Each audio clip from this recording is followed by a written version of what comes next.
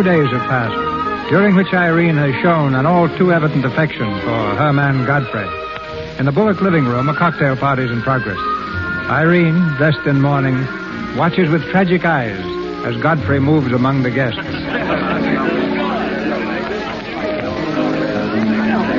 See, what did I bid? Spades? I never can tell the difference between spades and trumps. Some hors d'oeuvres, Mrs. What? Oh, yes, thank you, Godfrey. Hello, everybody. Oh, look, it's Tommy Gray, the polo player. Tommy, come over here. Irene, look what she is here. How are you, Angelica? Oh, fine. Godfrey, where are you going? Don't go away. Oh, sorry. Give Mr. Gray some hors d'oeuvres, Godfrey. Very good, ma'am. Mr. Gray? Thank you. Well, if it isn't Godfrey Park. Smith, sir. Godfrey Smith. Smith? What do you mean, Smith? You know Godfrey, Tommy. Know him. We went to Harvard together. Imagine a butler with a college education. A butler? Is this a gag? Mr. Gray neglected to tell you that when we were in Harvard together, I was his valet. Was he a good servant, Tommy? Oh, excellent. What is all this, Godfrey? I'll tell you later. Strange you never gave Mr. Gray as a reference, Godfrey. You see, I left Mr. Gray under very unusual circumstances. What circumstances? I'd rather Mr. Gray told you about that. Yes, go ahead, Tommy. Tell us. Well, you see, Godfrey was working for us as a butler and so forth, and things were going along very well, but one day...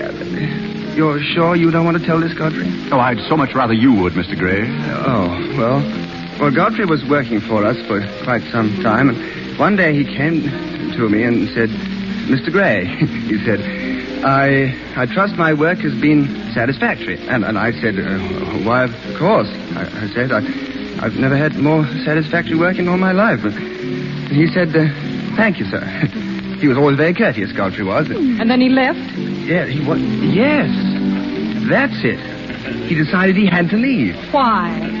Well, he decided in favor of his wife and 5 children. 5 children? Godfrey, why didn't you tell me you had 5 children? You never asked, Miss Irene. Well, all I've got to say is if other people can have 5 children, so can other people. Well, listen, everybody, I want to make an announcement about something. An announcement? I want to announce my engagement. Congratulations to the lucky man, Irene. Not Johnny Van Russell. Yes, that's what it's Johnny Van Russell. Johnny Van Russell. Godfrey, what is all this? Meet me tomorrow, Waldorf Ritz Bar, 3 o'clock. I'll explain everything. Isn't this engagement a little sudden, Irene? You shut up. Why don't you wish her luck, Godfrey? Yes, come and congratulate Irene, Godfrey. Certainly. May I congratulate you, Miss Irene? I wish you all the happiness in the world. You wish? Irene! Isn't that funny? Crying at her own engagement party. Sometimes I don't think my daughters are all there.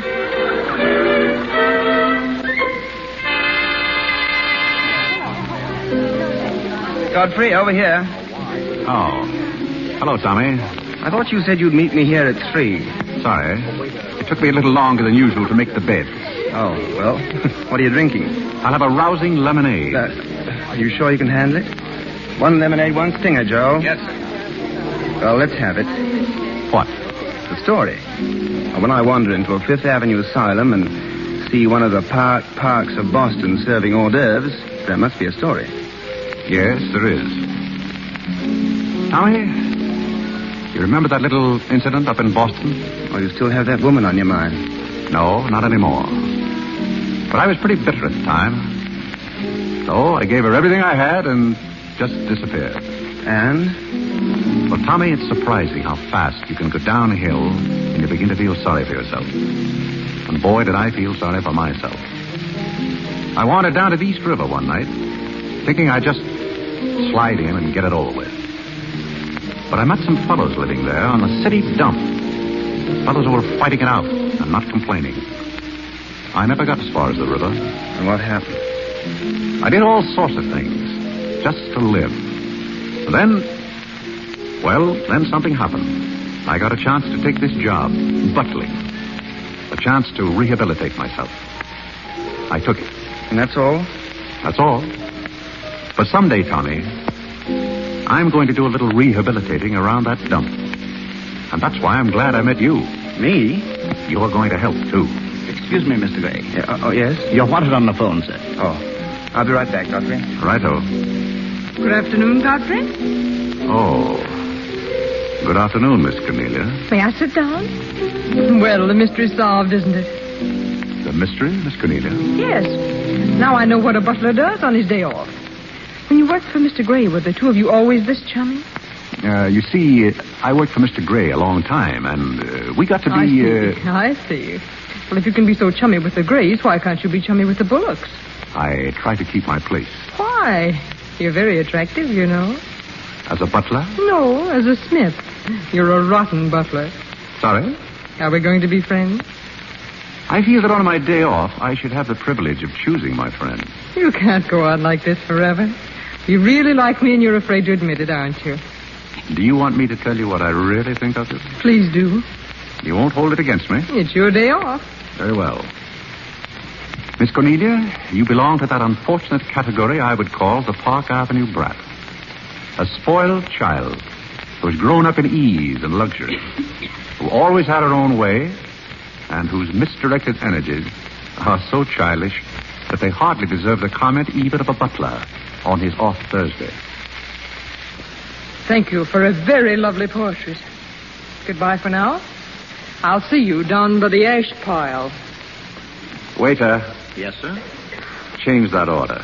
Make it 2 stingers. Double.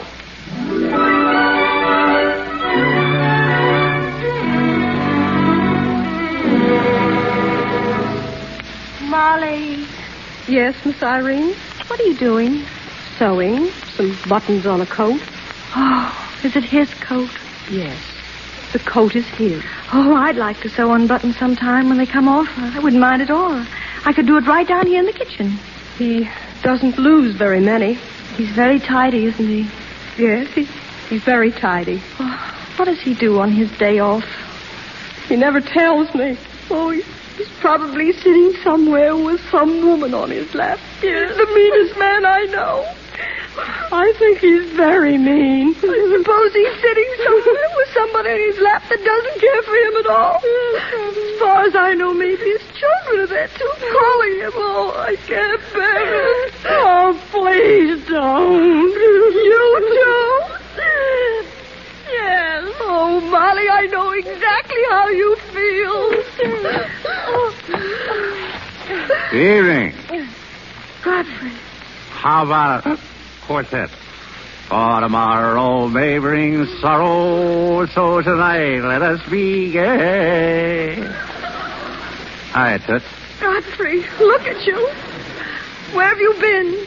A friend of mine, drinking rousing lemonade. Mother Irene, everybody, come here quick. What's the matter, Miss Cornelia? Mother. Yeah, what's the matter? What's going on around here now? Father, my pearls. What about your pearls? They've been stolen. Oh, that's terrible. What'll we do? Well, we'll call the police. That's what we'll That's the idea. Call the police. G-Men. do. Give me the phone. You don't have to bother. I've already called them. And I think I know who did it. In fact, I'm almost sure. What do you say, Godfrey? Hi, Toots.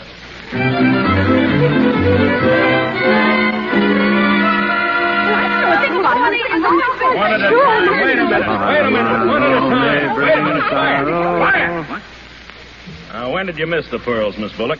This afternoon when I came home, I had put them in my jewel case this morning after breakfast. She probably lost them. Last year she left them in a taxi. Did anyone see you put the pearls in the case? No. Oh, yes. Yes, Godfrey did. He was taking the tray out of my room. He saw me. Godfrey, eh? Well, who's Godfrey? That's me. Me. Butler? Yes, he's the best butler we ever Oh, I'm had. sure Godfrey didn't do it. Although we don't know very much about him. My sister picked him up on the city dump. Oh, I see. Are you accusing Godfrey? I'm not accusing anyone. I want my necklace. Oh, it's silly to think of Godfrey wearing a pearl necklace. Yeah? Do you mind if we search your quarters, Godfrey? Not at all. This way, everybody.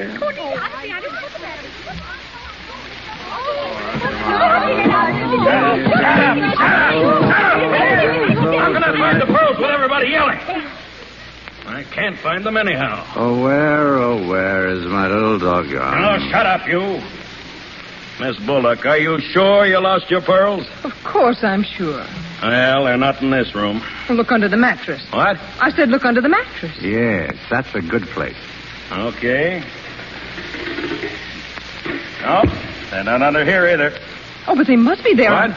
Oh, nothing. What made you so sure they'd be under the mattress, Cornelia? Yeah. What made you so sure? Yeah, what? Well, that's where people usually hide things, isn't it? What are you up to? There's something screwy around here. Yes, and I think I know who. Yes, and so do I. Yeah. Officer, this whole thing looks like a mistake. Now, if you'll just forget it, I'll be very much obliged. My daughter is, she's a little, you know. Yeah, I know. Only it ain't such a little.